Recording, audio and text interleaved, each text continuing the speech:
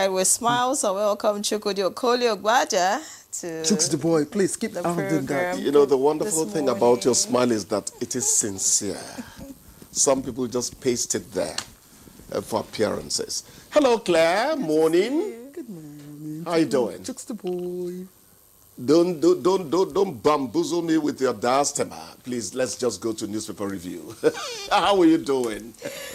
Very well. All right, let's see what the papers have, right? So let's lead with the leadership this morning.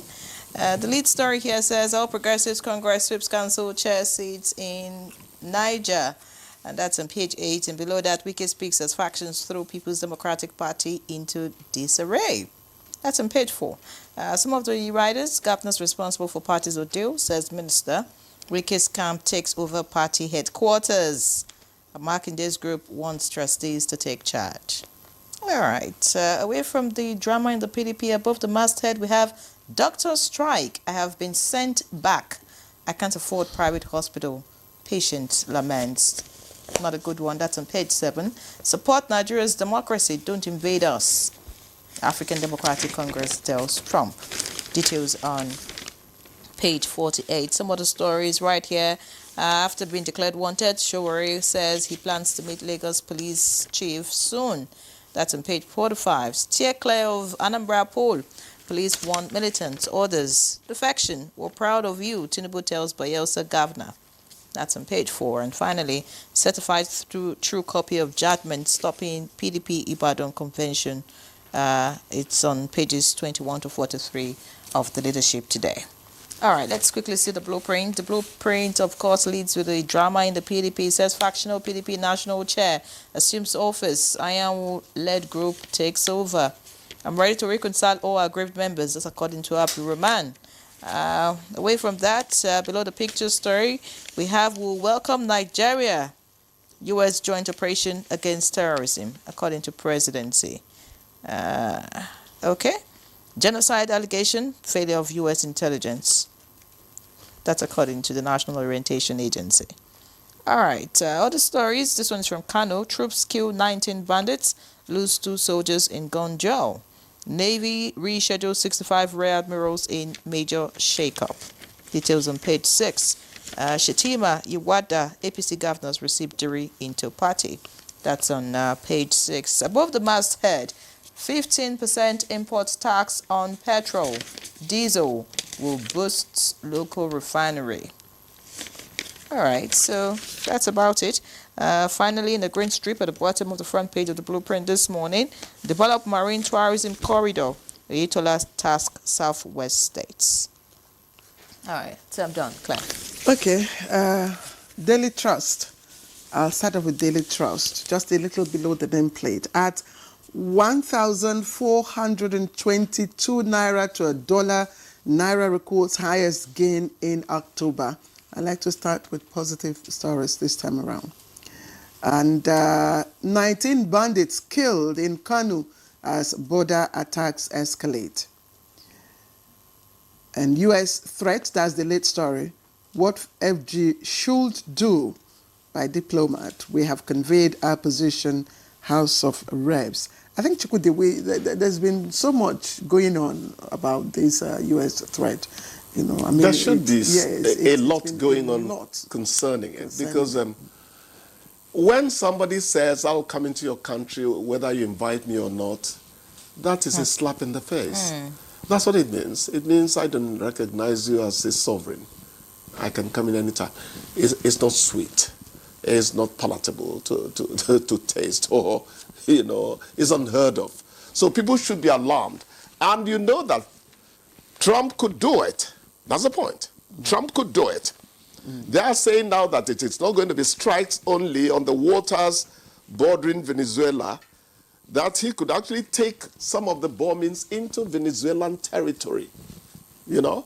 And President Maduro is saying, I'm the ultimate target. He wants to oust me.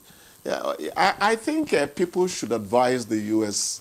president about some of these things.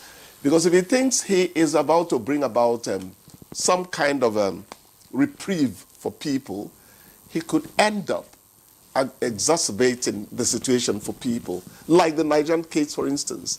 You say you're coming in for only Islamic terrorists.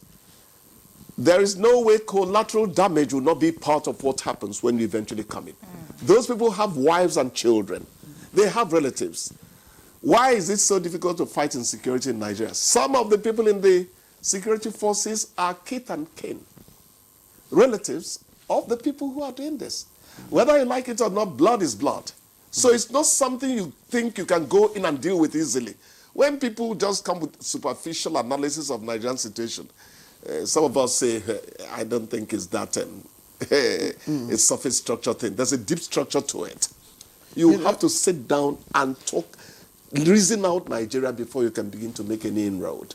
Yes, Yes. There are 3 ways I like us to look at it. 3 ways.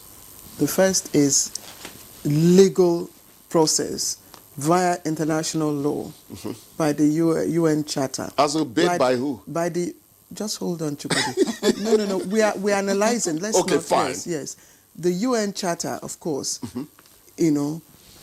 does not provide for express, attack on a sovereign nation, except approved by the Security Council.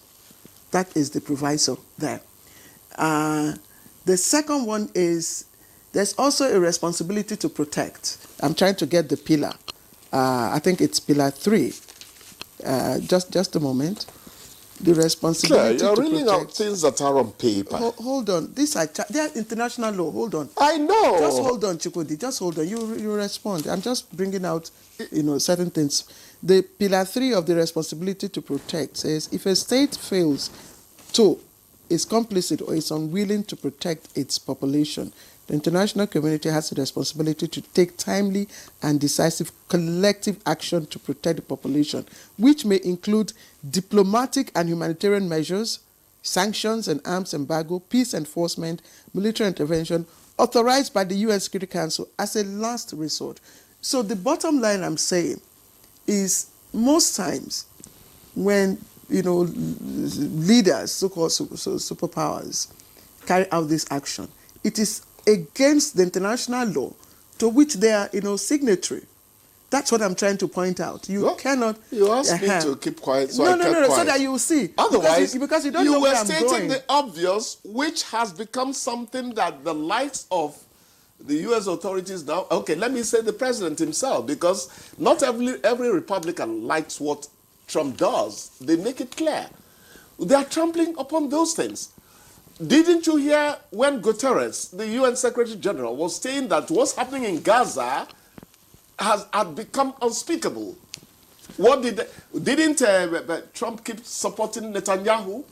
So that we know those things. Yes, those pillars are there. But like on paper, all the analysts, in practice. But like all the analysts, Kuwait was not supposed to. Yes. Kuwait during Saddam Hussein's time, but I was actually talking about Russia and Ukraine now. The UN does not support the invasion of Ukraine at all. So there are instances where these things you have reeled out as just blatantly disregarded. And the problem is that those who have the might, the muscle to help the UN implement its mandate are the people who are doing it. Exactly what I was trying to point out. That's those who crafted this international law are also the ones, breaking it. But again, Trump was almost ridiculing the UN the last time he went there. He said the teleprompter would not even work. He sees the place as one useless bureaucracy. Exactly. But I listened to Dr. Kabir, Adamu, who is a risk and management expert. You say it's a call, for both nations to come together to look at it.